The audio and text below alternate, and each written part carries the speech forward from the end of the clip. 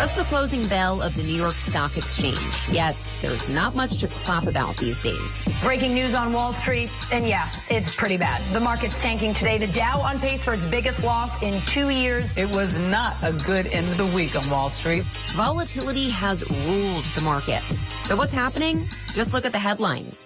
Major events like the pandemic, the war in Ukraine, and supply chain issues have all led to inflation. A lot of the situation that we're in right now was created by all the money coming into the economy, whether it was the CARES Act, unemployment insurance benefits, or the direct payments to individuals and families. Inflation hit its highest level in 40 years. Prices of essentially everything have jumped. And when big companies like Target announce they're feeling the effects of inflation, Wall Street doesn't like it. I did not project the kind of significant increases we would see in freight and transportation costs. All-time record fuel and diesel costs. Right now, we project that's going to hit us about $1 billion of incremental costs in this fiscal year. This is what happened when the pandemic hit in 2020. Investor panic triggered by economic uncertainty led to the collapse of stock prices. On March 16th alone, all three indices dropped by at least 12%. But it didn't compare to the stock market crash of 1929. Millions of people invested their savings or borrowed money to buy stocks. And on October 29th, also known as Black Tuesday, investors traded more than 16 million shares on the New York Stock Exchange in one day. This was brought on by a few factors.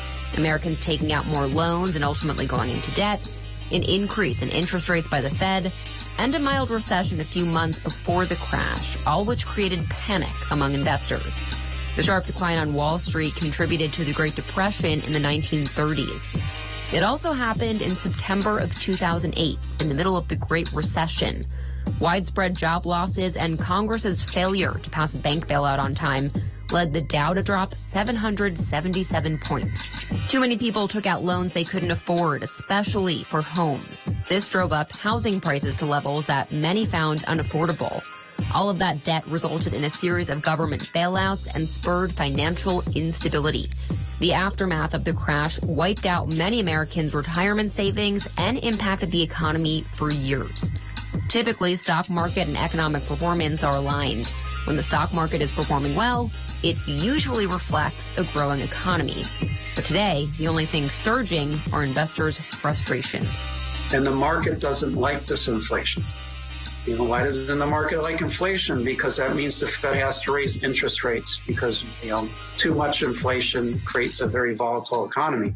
And the Fed has hinted that another rate rise could be coming. The thought is if you raise interest rates, the cost of borrowing money will become more expensive and therefore demand will go down. Hopefully prices will go down with it.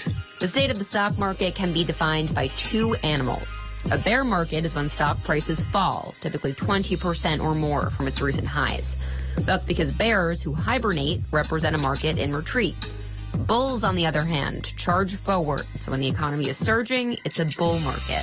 There's a lot of concern about whether or not this is a temporary burst of price increases, like we often see coming out of a recession, or whether it's the beginning of a more sustained pattern of higher prices. And frankly, it's going to be months before we really have a sense of that answer.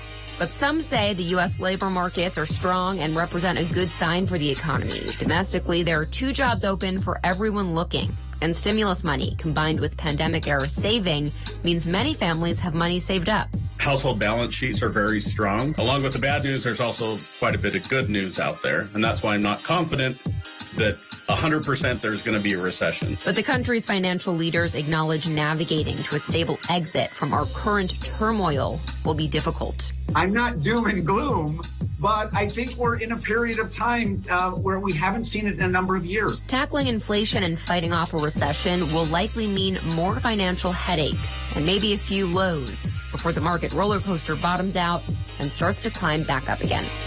Bianca Ficini, Newsy.